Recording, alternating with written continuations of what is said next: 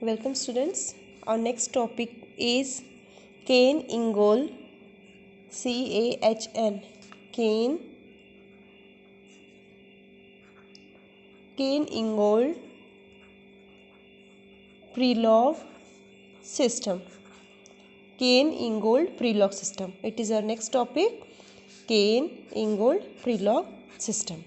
This system is also called as Cain Ingold Prelog. It is also named as CIP system.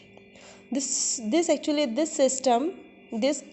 Cain Ingold Prelog system, it is named after three scientists, that is Cain, Ingold and Prelog.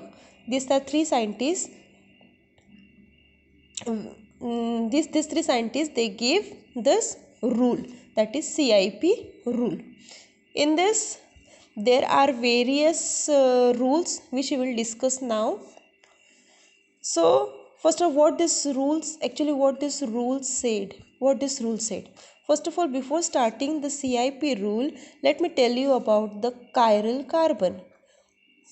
CHIRAL, chiral carbon.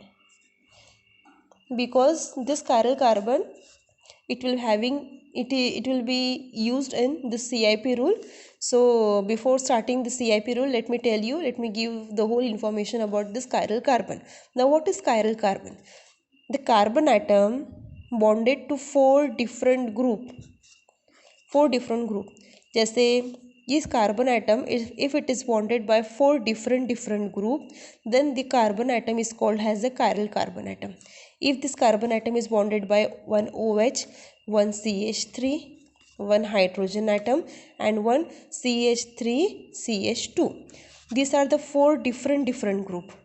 Okay, this carbon atom is bonded by one OH, CH3, H and CH2, CH3, means four different group. It is bonded, then this carbon is said to be the chiral carbon.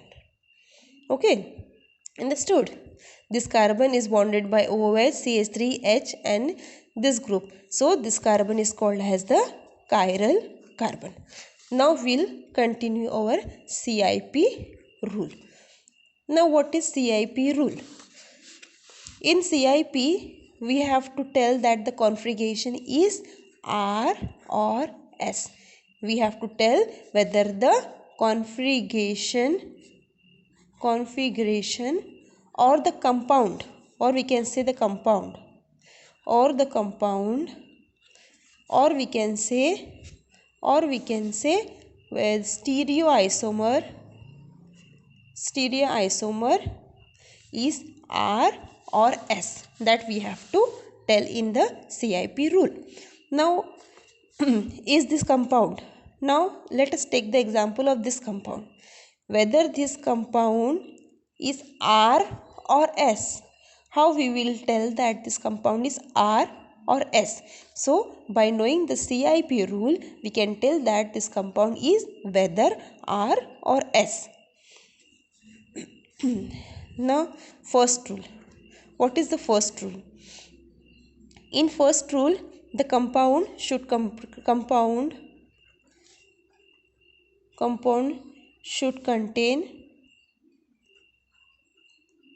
chiral carbon. Compound should contain chiral carbon. Now first rule is the compound should have chiral compound. The compound should contain the chiral carbon. Now this compound, for example this compound, the carbon is chiral, so we can tell that whether it is R or S. First rule, this compound is satisfied. Now second rule. अब second rule क्या है CIP में? Second rule ये है कि जो चार group attached है कार्बन से, उनको हमको नंबरिंग देनी है ना? सो and how we will number this four group? How we will number this four group? By the atomic number. The atom, the group or atom, the group or atom with with highest atomic mass is given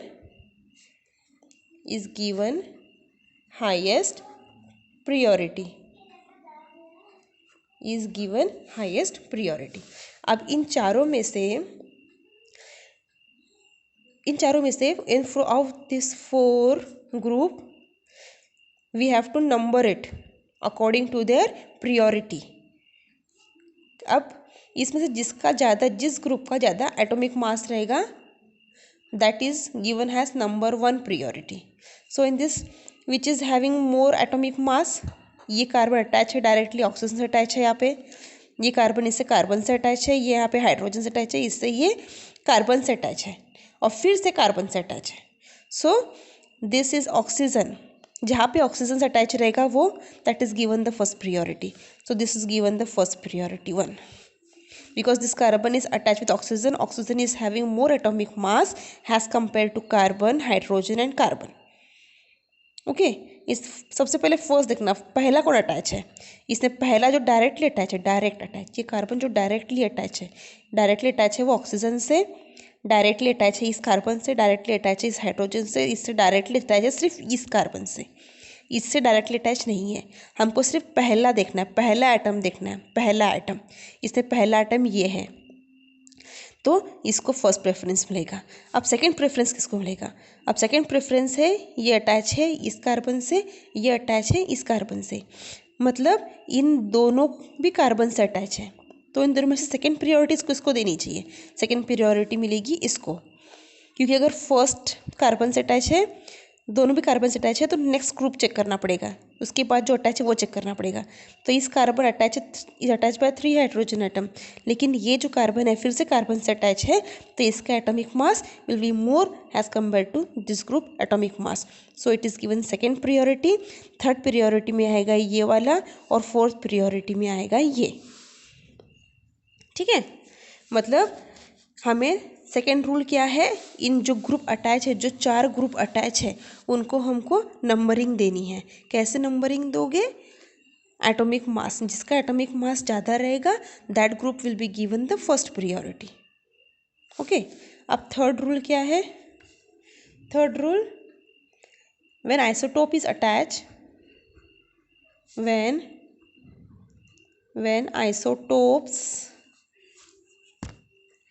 when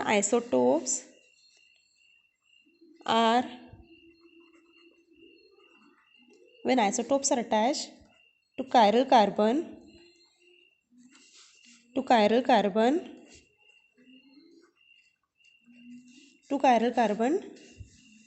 then the highest atomic mass isotope,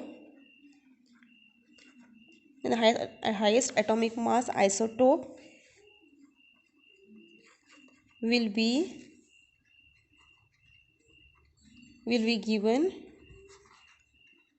given highest priority.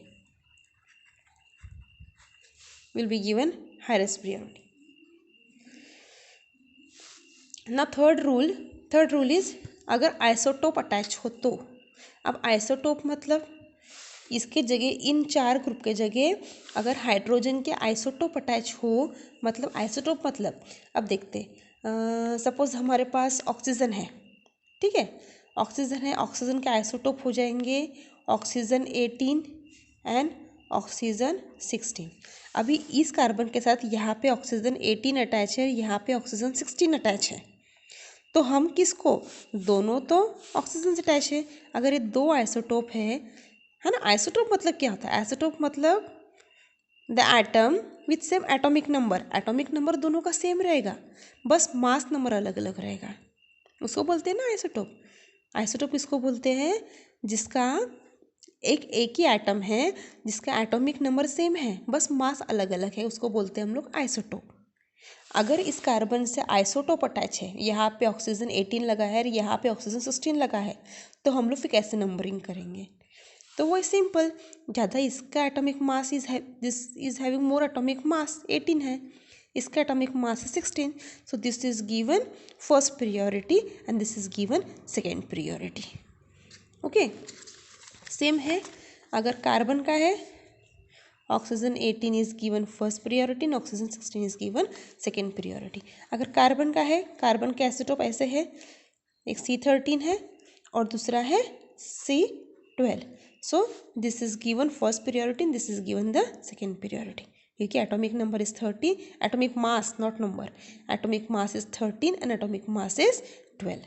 Now what is the fourth rule? Fourth rule is if lowest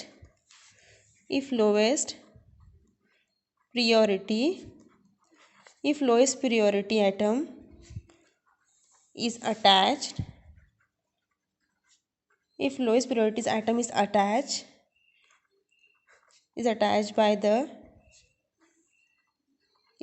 by the back bond, attached by the back bond, ये है back bond, attached by the back bond, then clockwise rotation is named as R,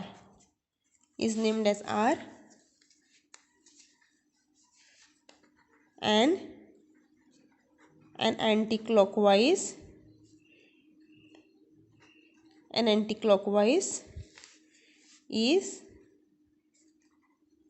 is named as S. ठीक है, अब क्या, अब fourth rule क्या है? अगर lowest priority atom is attach by the back bond then the clockwise rotation is named as R. अब back bonding मतलब क्या है? अब इस ग्रुप के अंदर ये चारों जो बॉन्ड है वो प्लेन पे तो नहीं रहेंगे, इसमें से दो प्लेन पे रहेंगे, ये एक प्लेन पे रहेगा, ये एक प्लेन पे रहेगा, एक बॉन्ड पीछे की तरफ रहेगा, एक बॉन्ड सामने की तरफ रहेगा. ऐसे ही होता है ना. कैसा होता है? ये कार्बन एटम है, इसके पास एक OH ग्रुप अटैच है, एक CH3 CH2 अटैच है, और दूसरा ग्रुप क्या है? ये एक ऐसा रहेगा और एक ऐसा रहेगा. ऐसे रहता है ना, दो प्लेन पे लाई करते हैं, एक पीछे की तरफ रहता है, ये सामने की तरफ रहता है, एक पीछे की तरफ रहता है. ये वेव शेप मतलब सामने की तरफ है और ये लाइन मतलब ये पीछे के साइड है. ऐसा रहता है ना. तो अगर इन्होंने क्या बोला है फोर्थ रूल में, अगर ये जो सामने वाला, अगर जो लोएस्ट प्रियोरिटी है, लोएस्ट प्रियोरिटी अगर पीछे की तरफ रहेगा, मतलब ये है लोएस्ट प्रियोरिटी, अगर ये पीछे बैक बॉन्डिंग रहेगा तो क्लॉकवाइज रोटेशन को हम लोग R नेमिंग देंगे, क्लॉकवाइज रोटेशन को हम लोग R नेमिंग देंगे, और एंटी क्लॉकवाइज रोटेशन को हम लोग S नेमिंग देंगे. अब इस फोर्थ रूल को हम लोग एग्जाम्पल के हिसाब से एक्सप्लेन करेंगे तो आपको अच्छे से समझ में आएगा. So we will take more example, 3-4 example we will take to explain the rule 4, then you will understand better.